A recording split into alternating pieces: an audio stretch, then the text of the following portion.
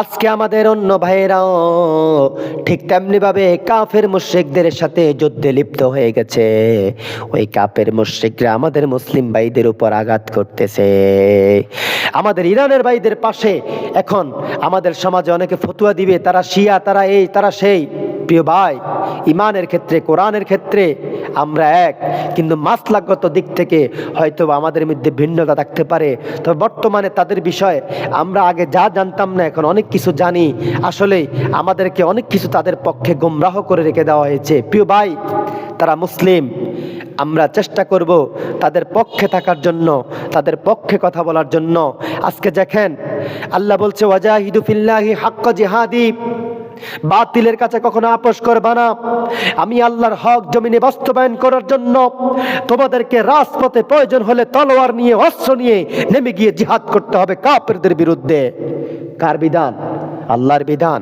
এজন্য মনে রাখবেন, যারা ইসলামের বিরুদ্ধে কথা বলবে, মুসলমানের বিরুদ্ধে কথা বলবে, আমার ধর্মের বিরুদ্ধে কথা বলবে, আমার কোরআনের বিরুদ্ধে কথা বলবে, আমার রাসূলের সুন্নাহর বিরুদ্ধে কথা বলবে, সে যাই হোক, সে কখনো ঈমানদার হতে পারে না, মুসলিম হতে পারে না। সে বাতিল, বাতিল, বাতিল। সে বেঈমানদার, সে মুনাফিক, সে আস্তিক, সে নাস্তিক। ঠিক কিনা?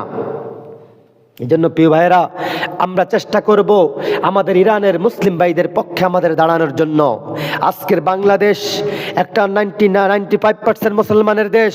আমরা বাংলাদেশ থেকে প্রয়োজন যদি হয়, আমরা জিহাদের জন্য ইরানের পক্ষ হয়ে জিহাদ করার জন্য ইরানে চলে যেতে কারা কারা কার রাজি? দুহাত তুলে আল্লাহকে দেখাই দেন। নারায়ে তাকবীর, আল্লাহু আকবার। আল্লাহ পাক কবুল করুক, বলি আমিন। প্রিয় ভাই, তারা এখন আলহামদুলিল্লাহ ইরানের সর্বোচ্চ নেতা আয়াতুল্লাহ আলী খামেনিকে তারা হত্যা করেছে। হত্যা করে তারা ভাবতেছে তারা সেখানে তারা তাদের রাজ কায়েম করবে ইনশাআল্লাহ। আজকে আমরা ইমানের ভিতরে যে ইমানি যে পাওয়ার দেখতে পাচ্ছি, আমরা আমাদেরকে পরিপূর্ণ ইমানদার মুসলমান দাবি করেও আমরা আমাদের ভিতরে সেই ইমানি পাওয়ার দেখতে পাই না। ঠিক কিনা? এজন্য বলবো, আমরা নামেই মুসলমান, ইরানিরা হলো প্রকৃত মুসলমান, বাতিলের কাছে মাথা নত করে নাই। ঠিক কিনা?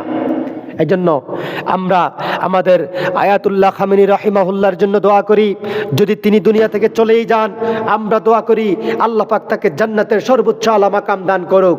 আর যদি উনি বেঁচেই থাকেন, আল্লাহ যেন ওনাকে যুগের মুহাক্কিক হিসাবে এবং আরো 100 বছর হায়াত দান করুক। সবাই বলে আমিন। প্রিয় ভাইয়েরা, আমরা আমাদের যুদ্ধগ্রস্ত ইরানের পাশে, জেরুজালেমের পক্ষে, আমরা ফিলিস্তিনের